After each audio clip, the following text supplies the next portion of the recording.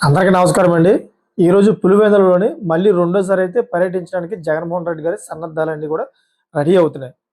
అది ఈ సందర్భంగా జగన్మోహన్ రెడ్డి గారికి అయితే విషాదం అని చెప్పుకోవాలి. ఎందుకంటే ఏదైతే ఏసీబీ కోర్టు ఉందో లిక్కర్ స్కామ్‌లో పాల్పడిన వ్యక్తుల్ని ముగ్గురిని కూడా అరెస్ట్ చేసి లోన్ వేయడం జరిగింది. తర్వాత వాళ్ళు బెయిల్‌కైతే అప్పీల్ చేసుకున్నారు. వాళ్ళు ముగ్గురు కూడా బెయిల్ ఇవ్వడం జరిగింది.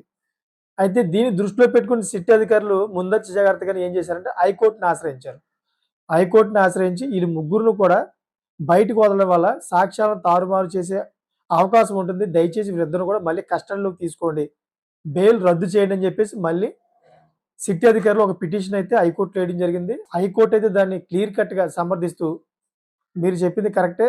బెయిల్‌ని ఇమ్మీడియేట్‌గా రద్దు చేయండి. వాళ్ళని కస్టడీలోకి తీసుకోండి అని చెప్పి లేదా ఏసీబీ కోర్టులో రేపొద్దున అంటే ఈరోజు లొంగిపోండి అని చెప్పేసి హైకోర్టు అయితే ఒక తీర్పు వెలువరించిందన్నమాట. ఈ సందర్భంగా వారు ఏసీబీ కోర్టులో ఈరోజు లొంగిపోతారు. లొంగిపోయిన సందర్భంలోని ఏదైనా ఇంకా జగన్మోహన్ రెడ్డి గారి నుంచి ఏమైనా లీక్‌లని ఇస్తారా అనే విషయాలైతే గుసగుసలు ఆడుకుంటా ఉన్నారన్నమాట నేతల్లోని. వైసీపీ నేతల్లోని చాలా టెన్షన్‌లో ఉన్నారన్నమాట. ఈళ్ళు ముగ్గురు కూడాను ఏం లీకేజ్‌లు ఇస్తారు అక్కడ సిట్ అధికారులకి అనే విషయంలో వీళ్ళందరూ కూడా టెన్షన్‌లో తెలుస్తోంది. ఒక పక్కనేమో పులివెందుల్లోని జగన్మోహన్ రెడ్డి గారు రెండో రోజు పర్యటించడానికైతే అన్ని కూడా సన్నద్ధాలు రెడీ చేస్తున్నారు. మరి అటు పులివెందుల్లో వెళ్ళకముందే వీళ్ళేమైనా చెప్తారా? మళ్ళీ ఏదైనా జగన్మోహన్ రెడ్డి గారి వెనకాల ఏదైనా మళ్ళీ మెసేజ్ వస్తుందా? ఏదైనా న్యూస్ వస్తుందా? అని ఒక టెన్షన్‌లోని జగన్మోహన్ రెడ్డి గారు, అదేవిధంగా ఆయన నేతలు కూడా ఉన్నట్లుగా తెలుస్తోంది.